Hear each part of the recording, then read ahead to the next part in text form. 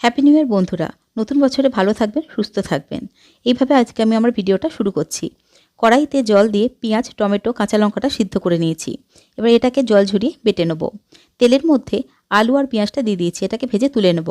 তেলের মধ্যে তেজপাতা, গোটা গরম মশলা ফোড়ন দিয়ে চিকেনগুলোকে দিয়ে দিয়েছি। চিকেনগুলো হালকা ভেজে নিয়ে এর মধ্যে আদা বাটা, রসুন বাটা, নুন, হলুদ, লঙ্কার গুঁড়ো, জিরে গুঁড়ো, ধনে গুঁড়ো দিয়ে দেবো।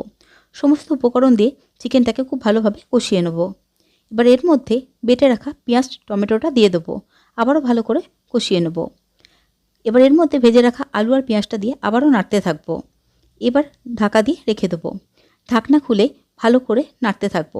নাড়তে নাড়তে যখন দেখব চিকেনটা সিদ্ধ হয়ে এসছে, তখন এর মধ্যে গরম মশলা ছড়িয়ে আবারও ভালো করে নেড়ে নেব। সব শেষে ধনেপাতা কুচি ছড়িয়ে ভালো করে নাড়াচাড়া করে নেব। রুমাল রুটির সাথে পরিবেশন করেছি এই চিকেন কষাটা। আপনারা যে কোনো কিছু দিয়ে পরিবেশন করতে পারেন।